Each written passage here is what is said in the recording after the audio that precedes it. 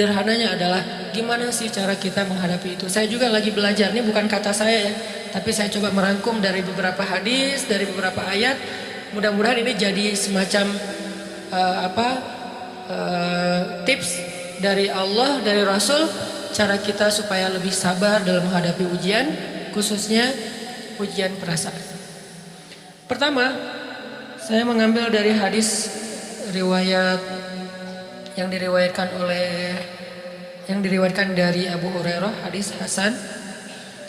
Nabi SAW mengatakan, "Ma yazalul bala'u bil mu'mini wal mu'minati fi nafsihi wa waladihi wa malihi hatta yalqallaha ta'ala wa ma alaihi khati'ah."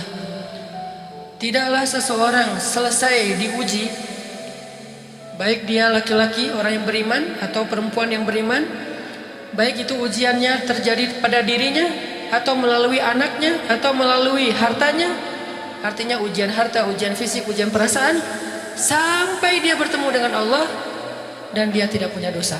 Apa maksud dari hadis ini? Ujian itu tidak akan berakhir kecuali kalau dosa kita sudah habis. Allah akan menguji kita terus untuk membersihkan diri kita dari dosa. Sehingga yang harus kita coba bangun awareness dalam diri kita kalau lagi diuji, Allah pengen membersihkan dosa saya nih. Sehingga kita ridho dengan ujian, bukan ikhlas ya. Kalau ikhlas ibadah, kalau ujian ridho, rela. Saya ridho ya Allah, walaupun ini berat. Saya ridho ya Allah, walaupun saya berharap Engkau beri jalan keluar. Saya ridho ya Allah, walaupun saya berharap ditolong oleh Allah. Tapi tetap ridho diberikan ujian itu, sambil berdoa diberikan jalan keluar, ditolong, diberikan keajaiban. Cuman gak mau mengeluh. Dan berdoa meminta jalan keluar bukan mengeluh, itu ibadah. Berdoa itu ibadah dalam Islam. Sehingga Allah suka banget sama hamba yang berdoa. Allah suka dengan hamba yang curhat. Nabi itu kalau lagi curhat, doanya aja bisa berjam-jam cuma doa doang tuh. Kayak hadis Aisyah pas lagi cemburu malam-malam kan, Aisyah lagi tidur, ini jatah malamnya Aisyah. Tiba-tiba dia nyari-nyari raba-raba, Nabi nggak ada, dicari di kamar mandi nggak ada. Biasanya Nabi sholat di sebelah Aisyah. Wah, curiga nih, jangan-jangan ke rumah si fulan. Dicari ke rumahnya, ditelepon nggak aktif, mungkin lagi dicas, datang ke rumahnya. Ketuk pintu. Hafsah, Nabi di rumah kamu enggak? Enggak Aisyah, beneran. Cari ke rumah Sofia. Sofia, Nabi di sini enggak? Enggak, beneran. Cari ke rumah Maria. Maria di sini enggak Nabi? Enggak. Kemana ya Nabi? Rumah istri-istri yang lain enggak ada. Pas balik ke rumahnya, ngelewat masjid, ngelihat Nabi lagi sujud di Masjid Nabawi, di mihrab. Dan Aisyah mendengar Nabi menangis sambil berdoa. Dan sujudnya itu seperti membaca satu juz Al-Quran. Dan itu isinya doa, nangis. Robbi. Jadi kalau kita katakan gak usah banyak berdoa sama Allah, malu. Justru Allah suka kepada hamba yang berdoa. Justru sebaliknya, kalau kita jarang berdoa atau enggan berdoa, buat Allah itu orang sombong. Allah gak suka hamba kayak gitu. Kamu gak butuh saya. Sama kayak kita lagi ada masalah, punya teman yang punya kelebihan harta, terus kita kayak bingung gitu nyari kesana kemari pinjaman, dia gak dikasih tahu. Pas dia tahu dari orang lain, dia ngomong apa? Kamu gak nganggap saya ya? Emangnya saya bukan teman kamu? Kok kamu punya masalah keuangan tapi saya nggak dikasih tahu, malah saya tahu dia dari orang lain? Tersinggung kan? Kalau teman kita aja tersinggung, apalagi Allah. Kamu punya masalah kok nggak ngomong ke saya, wahai hambaku? Bukan berarti Allah nggak tahu. Allah tahu, cuman Allah berhak, bukan ingin ya, berhak untuk dilibatkan. Allah berhak untuk dicurhatin. Allah berhak untuk dijadikan tempat kita untuk habis-habisan menangis dan melampiaskan masalah kita kepada Allah dalam bentuk curhat-curhat dan doa. Sehingga kalau kita berdoa, ya Rabbi, Allah langsung inni qarib, mendekat Allah kepada kita. Jadi teman-teman yang dirahmati Allah, kalau kita punya masalah, kita coba bangun awareness, oh Allah pengen membersihkan dosa-dosa saya nih. Terus kita berdoa, ya Allah bantu saya, ya Allah tolonglah saya, istighfar. Saya kadang-kadang ngerasa nih, kalau ada dosa, ada kesalahan, ada kekeliruan yang saya lakukan misalnya gitu, kalau saya nggak kuat istighfarnya, bentar lagi akan diuji sama Allah. Ujinya macam-macam, alhamdulillahnya ujiannya masih ketahan. Pasti diuji sama Allah. Kalau istighfarnya nggak kuat, taubatnya tuh nggak kuat, langsung diuji sama Allah. Dan saya langsung sadar, oh benar, berarti yang tadi ini lagi dihapus sama Allah. Perkencang lagi, perkuat lagi, istighfar. Kenapa? Karena kalau istighfar kita kuat, berarti kan dosa kita dihapus dengan istighfar ya. Otomatis ujian kita durasinya berkurang. Makin kuat istighfar, makin berkurang. Kalau istighfarnya udah mantap, udah selesai, Allah cabut tuh ujian kita. Diganti dengan kebaikan. Jadi teman-teman, kita coba sadari, oh kalau Allah menguji saya, memang saya banyak dosa. Sebelum kita mencari kambing hitam, nyalahin orang lain, sebelum kita marah kepada orang lain, kadang wajar kita marah kepada orang lain gara-gara ucapannya, komennya, teks dari dia, wajar. Tapi sebelum itu, marah dulu kepada diri kita atas dosa dan kesalahan kita yang baru saja kita lakukan, atau yang dulu kita lakuin dan belum benar-benar kita tinggalkan. Kalau kita ngerasa banyak dosa di masa lalu sebelum kita taubat, hijrah, berarti mungkin itulah alasan kenapa sekarang kita diuji setelah hijrah. Kenapa agak-agak harus jungkir balik setelah kita hijrah? Kenapa harus sedikit berdarah-darah setelah kita hijrah? Anggap aja itu untuk mengkifarat, membersihkan dosa-dosa kita yang telah lalu. Supaya apa? Supaya kalau kita pulang kepada Allah, kita pulang dalam keadaan bersih, dan itu pasti akan menjadi orang yang paling beruntung. Daripada nanti diberesin di akhirat, mending diberesin di dunia kan? Soalnya kalau diberesin di akhirat itu lebih berat. Akhirat itu perlakuannya beda dengan di dunia. Di dunia kalau kita salah akan dibalas oleh Allah. Kalau kita belum taubat, dibalas oleh Allah sama. Tapi di akhirat ukurannya beda. Sehingga heran ya, kalau ada orang yang merasa beruntung lolos dari hukuman dunia, dia pikir dia udah lolos dari hukuman Allah, mending dia beresin deh di dunia daripada nanti di akhir berlarut-larut. Itu bahaya banget. Kalau buat saya pribadi, dan saya yakin teman-teman juga kayak gitu, gak mau ada masalah di akhirat, mending masalah di dunia aja. Tapi masalah di dunia juga kita gak mau berlarut-larut, pengen cepat dimudahin sama Allah. Caranya istighfar. Tidaklah Allah memberikan kepada kita ujian kecuali salah satu alasannya pengen menghapuskan dosa. Idza kathurat dzunubul 'abdi wa lam yakun lahu min 'amalin liyukaffiraha fabtalahu Allahu bil hazan liyukaffiraha. Kalau seorang hamba banyak dosa dan dia nggak cukup amal untuk mengkifarat dosa-dosanya, Allah akan menguji dia dengan rasa sedih, dengan rasa kecewa, dengan rasa berat, sakit hati untuk mengkifarat dosa-dosanya. Itu yang kita bangun, sehingga kalau ada masalah sama orang lain, kita memperbaiki diri dulu, bukan sibuk dengan kesalahan dia terus menerus yang nggak mau kita maafin. Misalnya ada teman kita nih, jadi clash sama kita. Hal pertama yang kita bangun, astagfirullahaladzim, saya banyak dosa nih. Tapi kan yang salah dia, ya. Tapi mungkin dia nggak akan mengatakan kalimat itu, nggak akan bersikap kayak gitu kalau kita nggak punya dosa. Allah sengaja mengutus dia untuk menguji kita lewat kata-katanya, lewat perilakunya, karena kita punya dosa.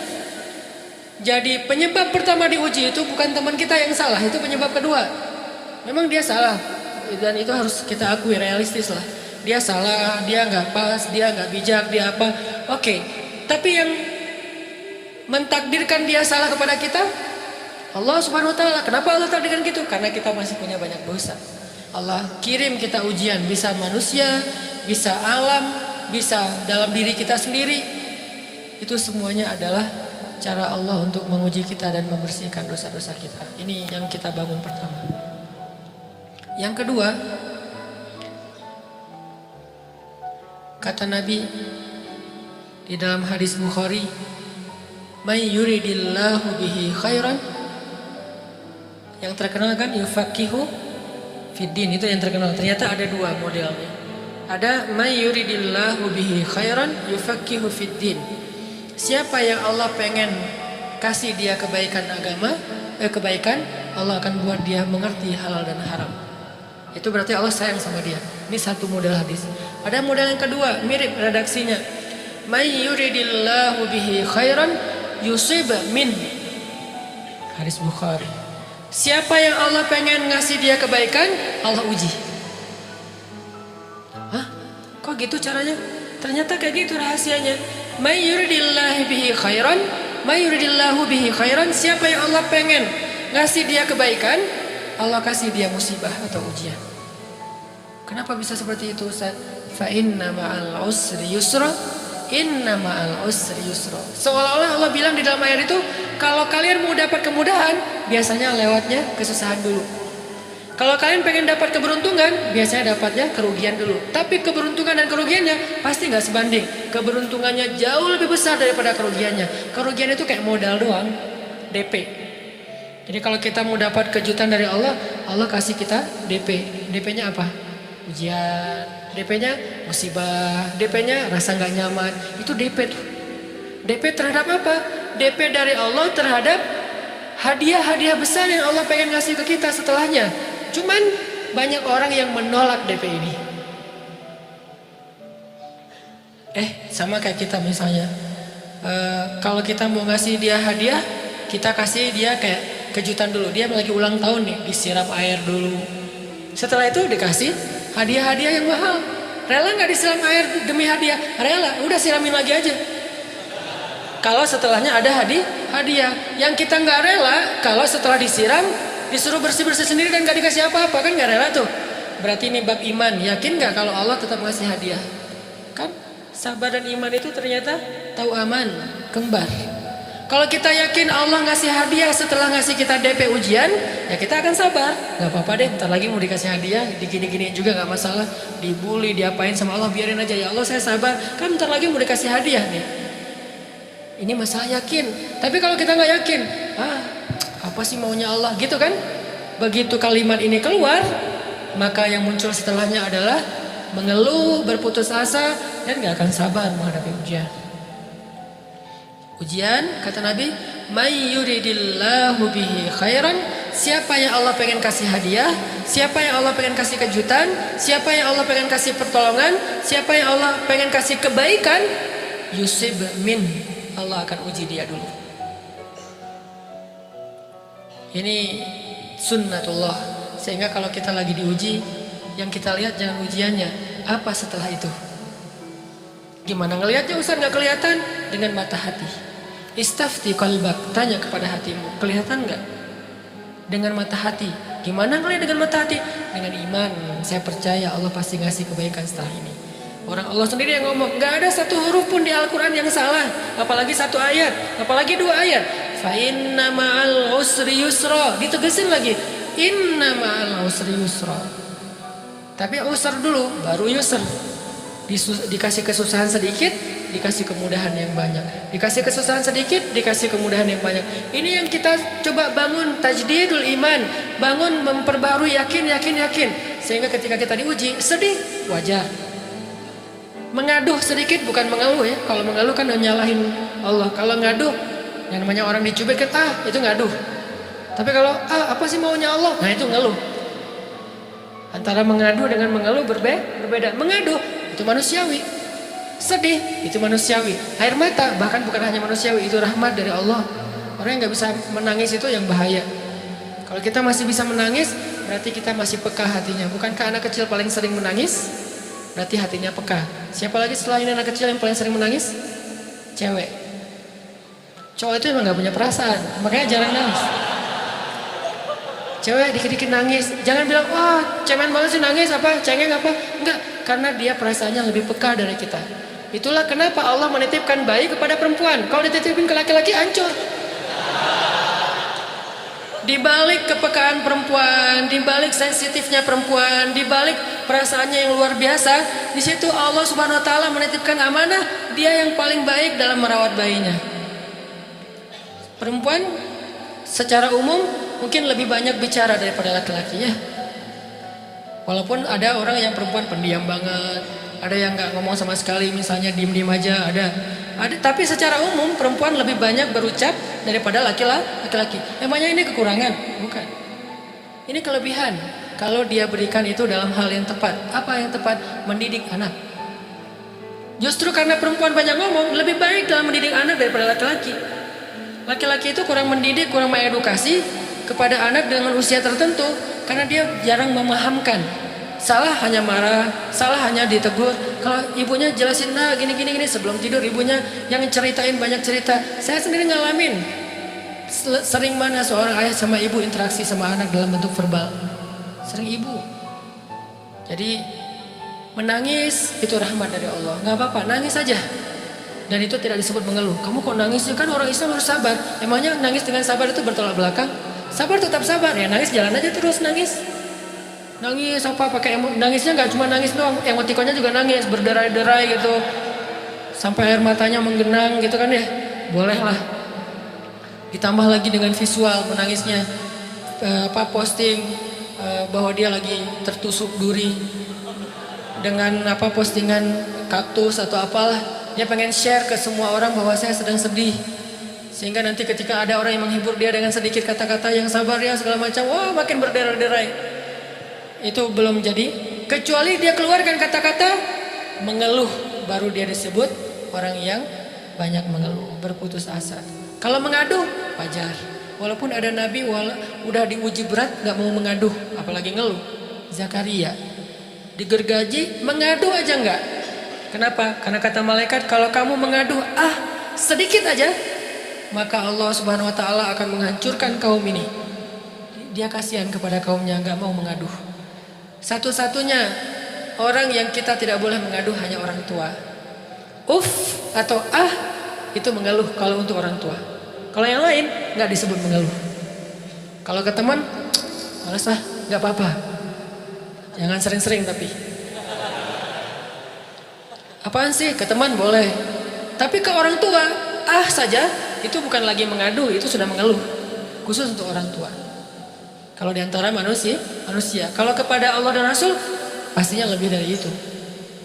Ketika kita diam saja, tidak langsung beranjak sami'na wa ata'na labbaika ya rabbi wa sa'daik, enggak memenuhi panggilan Allah, itu sudah disebut bagian dari kufur ingkar. Tapi minimal kita mungkin masih mengaduh, kita masih menangis, kita masih lelah, kita masih merasa lemah, setidaknya kita tidak mengeluh. Kenapa? Kita percaya Allah kalau mau ngasih hadiah kepada hambanya, DP-nya itu ujian. Dan yakinlah hadiahnya minimal 10 kali lipat lebih baik daripada ujian itu. Minimal, karena nggak ada amal soleh yang dibalas di bawah 10 kali lipat tuh nggak ada. Amal soleh, amal ya bukan niat, amal yang udah kita kerjakan minimal dibalas 10 kali lipat, minimal. Maksimalnya bi ghairi hisab, tanpa batas. Bi ghairi hisab, tanpa batas. Ada yang 700 kali lipat kayak sedekah, tapi tetap aja ayat sedekah di akhirnya ujung-ujungnya apa? Bi ghairi hisab juga kan? Berarti sedekah itu minimal dibalas 700 kali lipat minimal. Kalau kita yakin. Selalu syaratnya kalau kita yakin. Dan saya ngebuktiin itu banget. Saya pernah ngalamin lagi jalan-jalan di sebuah kota yang ada becak kayunya, becak sepeda gitu ya. Jalan terus saya bilang, Pak berapa ongkosnya? 20.000. Udah naik aja 20.000. Karena kita keliling-keliling kota, ternyata saya jadi kasihan sama dia 20.000. Kasihan kan 20.000 dibayar keliling kota, walaupun pas mampir beberapa tempat mungkin dia dapat tips ya. Tapi saya nggak tega gitu, dia cerita tentang anaknya lagi sekolah apa segala macam, makin bikin baper kan. Pas selesai saya kasih dia 100.000. Dari 20.000 dikasih 100.000 karena kasihan. Dan saya yakin nggak mungkin sedekah itu sia-sia. Kan Nabi bersumpah kan, demi zat yang jiwaku di dalam genggamannya, tidak berkurang harta karena sedekah.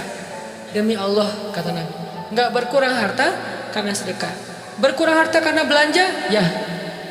Berkurang harta karena pacaran? Banget. Modal banget kan? Apalagi buat cowok. Tapi berkurang harta karena sedekah? Nggak mungkin kata Nabi. Demi Allah nggak berkurang harta karena sedekah. Berkurang harta karena istri? Nggak. Karena memberi kepada istri itu pahalanya lebih gede daripada sedekah. Makanya ngemodalin pacaran setelah nikah itu tumbuh berkah. Modal pacaran sebelum nikah itu hapes. Jadi kalau pengen modal nih, ngemodalin cewek, traktir, ngapa-ngapain, bayarin, jangan sebelum nikah. Sebelum nikah jadi orang pelit aja, nggak apa-apa. Tapi setelah nikah jor-joran ngasih, apalagi yang, bayarin semuanya. Kenapa? Pahalanya lebih gede daripada sedekah. Bahkan lebih gede daripada infak fi sabilillah. Seorang suami memberi nafkah istri, itu pahalanya terkadang lebih besar daripada kita berinfak untuk fi sabilillah, untuk korban perang.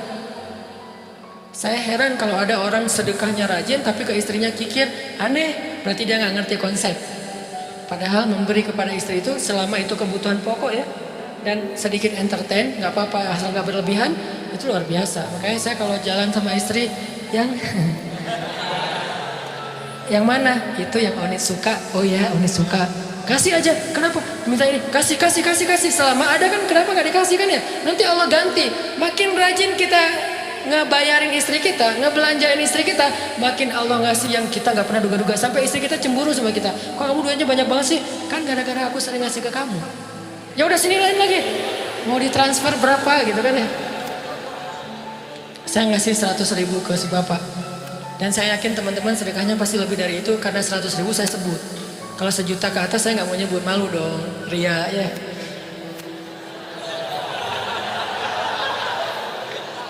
Sebenarnya nggak pernah sih. 100.000 deh, karena kan kecil, saya kasih 100.000. Ternyata begitu saya kasih 100.000, dia doa. Nah ini nih pentingnya sedekah ke orang yang membutuhkan tapi nggak minta-minta, dia tulus. Dia langsung doa, ya Allah Pak, mudah-mudahan rezekinya lancar, berkah, bertambah dan segala macam, bahagia keluarganya. Doa-doa ini semuanya dikabulkan dalam hitungan hari. Pertama, bertambah bahagia rumah tangganya, dapat kecupan dari istri. Dia nganggap suami saya cowok banget sih, mulai satu nih. 2, demi Allah, selang 15 jam kalau nggak salah, karena waktu itu malam, besok paginya ada orang yang ngejar-ngejar saya pengen ngasih hadiah. Ustadz, saya pengen ketemu Ustadz. Maaf, saya nggak bisa ketemu sekarang, lagi rush, lagi tight schedule, gitu-gitulah, sosok gaya nggak jelas gitu ya. Terus Ustadz, saya pengen banget ketemu. Dia nggak ngomong pengen ketemu apa. Kalau dia bilang mau ngasih duit kan langsung saya prioritaskan kan ya. Berhubung dia nggak ngomong, ya udahlah, saya sosok jual mahal gitu. Tapi yang namanya rezeki kan gimana kita tolak, dia datang kan. Saya nolak. Pokoknya sebentar aja, 5 menit nggak akan ganggu waktu Ustaz. Ya udah besok pagi ya pas breakfast gitu. Pakai gaya-gaya dikit breakfast. Pas breakfast, oh ya siap Ustaz. Jam berapa? Jam 8. Udah janjian jam 8. Mungkin orangnya nih dengar live streaming, Pak jazakumullah khair jaza. Makasih banyak, mudah-mudahan Allah tambahkan rezekinya. Terus beliau besok mau flight ke luar kota jam 8. Akhirnya ngubungin lagi malamnya, Pak Ustaz maaf nggak bisa ketemu besok. Karena saya jam 8 itu jadwal terbang. Oh ya udah nggak apa-apa. Seneng dong saya nggak jadi ketemu kan. Tahu gitu kan nyesel saya tuh. Seneng. Besok pagi jam 6 Pak Ustaz. Alhamdulillah ya, ternyata penerbangan saya di delay ke jam 11. Allah delay penerbangannya demi ngasih rezeki buat saya. Kan luar biasa kan? Nah, ini hikmah kepedean saya, kegeeran kepada Allah gitu. Di delay demi saya. Kan kadang-kadang GR ya di depan Allah ya. Robbi akraman kan gitu ayatnya. Allah memuliakan saya dengan istighfar tetap. Akhirnya saya bisa ketemu Ustaz. Saya nggak baca WA-nya, terlambat baca, baru baca jam 8. Dia udah mulai agak putus asa, kayaknya udah gak mungkin ketemu nih. Jam 8 pas saya baca, ternyata orangnya nggak di delay. Udah saya balas, ya udah sekarang saya tunggu ya jam 9, maaf cuma sebentar. Nggak apa-apa Ustaz, 5 menit. Datang dia, datang ngasih apa? Ngasih duit 200 juta. Demi Allah, cuman berselang beberapa jam saya tolak-tolak. Tahu gitu Pak, datang malam ini aja.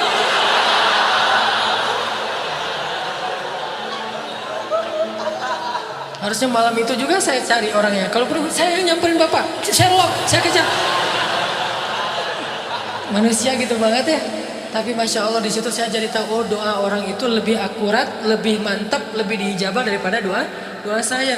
Mungkin bukan karena sedekah, tapi karena doa setelah sedekah, ya Allah dan segala macam dimudahkan sama Allah. Itu luar biasa loh. Saya nggak percaya, saya pikir main-main, orang nih iseng kayaknya pengen ketemu doang, pengen selfie. Ternyata pas saya cek, di transfer, di capture, Ustaz udah ditransfer. Saya, jangan-jangan nih jebakan Batman gitu ya. Nyari-nyari sana segala macam. Alhamdulillah ternyata emang niat baiknya pengen, alhamdulillah saya terkesan, saya dapat hidayah oleh Ustaz segala macam. Sekarang saya pengen membalas jasa Ustaz walaupun kecil 200 juta. Untung saya nggak kaget dan kemudian pingsan. Pak 200 juta stroke kan ya, bahaya, lebih mahal dari 200 juta. Ini keajaiban ya teman-teman. Jadi kita tuh, saya kan sering bilang keajaiban itu terjadi tergantung tingkat iman. Bukan saya udah soleh banget, enggak. Saya belajar terus untuk yakin deh sama Allah. Modal kita tuh kan gini sebetulnya kan. Duit kita tuh banyak loh teman-teman, cuman gak disimpan di bank, gak disimpan di saku, disimpannya di sisi Allah. Bedanya apa sih? Kenapa kita kalau disimpan di bank tenang? Saya lagi punya duit banyak dari 100 juta, di mana? Di bank, aman. Kenapa kalau disimpan di saku aman, tenang? Kenapa kalau disimpan Allah nggak tenang? Kenapa kalau disimpan di Allah kita bilang nggak punya duit? Ini kan nggak fair sama Allah. Nggak punya duit nih. Siapa bilang nggak punya duit? Kan ada Allah. Tinggal minta sama Allah. Tapi nggak ada wujudnya. Tapi kan ada janjinya. Bukankah janji Allah lebih kuat daripada wujud? Bukankah iman harusnya lebih mantap daripada sesuatu yang konkret yang kita lihat? Ada duitnya di sisi Allah. Kenapa nggak dikasih? Karena kita belum butuh. Kalau kita yakin duit kita itu ada di Allah, tapi dikasihnya pas kita butuh. Begitu butuh ya Allah, langsung dikasih sama Allah. Itu banget benar-benar terjadi dalam kehidupan kita. Pasti kayak gitu. Tingkat tergantung kita yakin apa enggak. Nih, kalau Allah bilang may yuridillahu bihi khairan, Allah kalau pengen ngasih hadiah kepada seorang hamba, Allah kalau pengen ngasih kejutan kepada seorang hamba, yusib, Allah kasih dia ujian sedikit aja. وَلَنَبْلُوَنَّكُمْ بِشَيْءٍ sedikit بِشَيْءٍ مِنَ الْخَوْفِ وَالْجُوعِ وَنَقْصٍ مِنَ الْأَمْوَالِ وَالْأَنْفُسِ وَالثَّمَرَاتِ وَبَشِّرِ الصَّابِرِينَ. Kami uji sedikit aja dengan rasa lapar, dengan rasa takut, dengan sedikit kekurangan ini dan itu, sedikit. Tapi wabasyiris sabirin, sampaikan kejutan kepada orang yang bersabar. Sampaikan kejutan kepada orang bersabar. Jadi bisa dibilang kejutan-kejutan hidup kita itu munculnya dengan iman dan sabar. Dengan iman dan sabar. Iman artinya yakin, husnuzon sama Allah. Ana inda dhanni abdi bi. Aku tergantung prasangka hambaku kepadaku.